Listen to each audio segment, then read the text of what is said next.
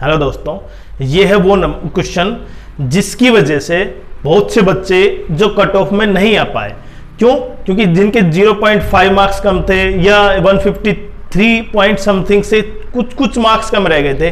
अब आपके सामने अगर ये क्वेश्चन है तो उससे बहुत से बच्चों के लिए क्या होगा, इतना एडवांटेज होगा कि वो प्री क्वालिफाई कर पाएंगे। अब कैसे? देखिए, ये क्वेश्चन आया हुआ है और एसएससी ने इसका आंसर यहां पे पी की मैक्सिमम वैल्यू पूछी है, ग्रेटेस्ट, और ग्रेटेस्ट वैल्यू आपको क्वेश्चन आता है, मैं उसके बारे में नहीं समझा रहा। लेकिन क्वेश्चन एसएससी ने जो पिक किया है वो क्या है भाई, 12, और 12 एक 2 डिजिट नंबर है और यहां पे एक सिंगल डिजिट आना चाहिए, वो आपको पता है। लेकिन अब ये मार्क्स किसको मिलेंगे, और ये 2 मार्क्स हैं। अब आप ये समझे, क्योंकि एसएससी ने ये जो क्या किया है, इसका क्वेश्चन का जिसने क्वेश्चन नंबर 9 किया है, यहां पे मैक्सिमम आंसर क्या होना चाहिए था, 9 होना चाहिए था। क्योंकि अगर मैं इनको ऐड करता हूं 18 और प्लस क्या करें मैक्सिमम 9। लेकिन अब आप समझे, जिसने केवल 9 पिक किया है उसी का आंसर क्या होगा, सही होगा, और उसी के 2 मार्क्स मिलेंगे। और जिसको 2 मार्क्स मिलेंगे, आप ये समझे, जिसका पहले 0.25 मार्क्स क्या था, नेगेटिव की वजह से कैंसिल हुआ था, उसका 0.25 मार्क्स ऐड होंगे और प्लस के क्या होंगे, 2 होंगे। तो इसका मतलब आपको कितने मार्क्स मिलेंगे, 2.25। अब इससे क्या इफेक्ट पड़ेगा, देखे ध्यान से, सबको मार्क्स नहीं मिलेंगे। क्यों? जिसने क्वेश्चन पिक किया है 9 इसका आंसर, उसको मार्क्स मिलेंगे। अगर 4 ऑप्शन नहीं होते तो सबको मार्क्स मिलते और उससे कट ऑफ में कोई फर्क नहीं पड़ता, हाई हो जाती, तभी बच्चे वही पास होते।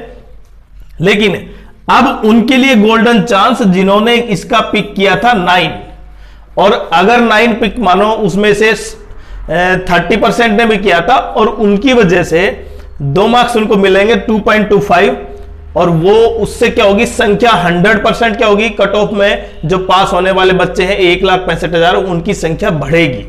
कैसे बढ़ेगी? 1.65 जो पास थे उसमें ये बच्चे भी शामिल होंगे। ऐसा तो है नहीं कि उसको कट ऑफ को नीचे ले आएंगे जो 153 समथिंग गई थी।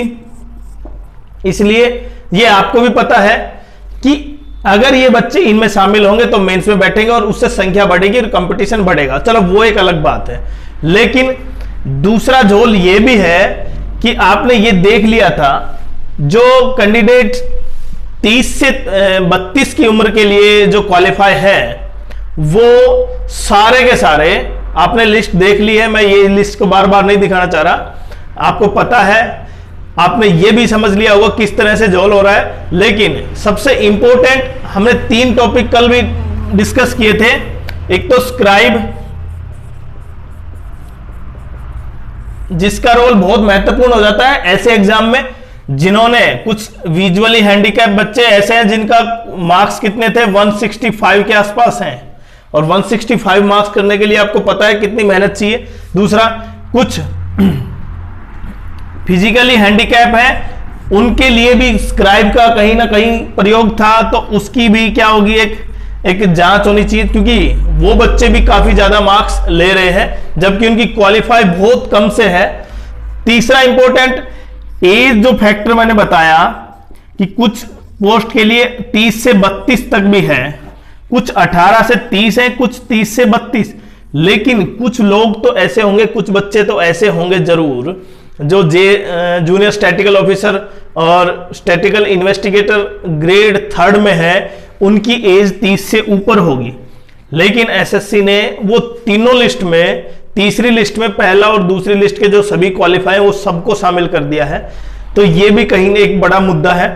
अब रिजल्ट रिवाइज होगा तो आप मान के चलें कि आपके मार्क्स वो क्या होंगे, वो तो एक अलग चीज होगी, लेकिन ये मार्क्स आपको मिलेंगे और ये कंफर्म है। अगर आपको 2.25 मार्क्स मिल रहे हैं तो आप क्वालिफाई कर रहे हैं, और उससे ये फर्क बिल्कुल नहीं पड़ेगा कि जिन बच्चों के 153 या 152 रह गए थे वो बिल्कुल आसानी से पास हो जाएंगे। तो 151 से लेकर और 153 तक जो बच्चे थे वो सभी क्वालिफाई। इसके लिए हमें और कहीं जाने की जरूरत भी नहीं है, केवल इसी क्वेश्चन से ही बच्चे क्वालिफाई हो रहे हैं।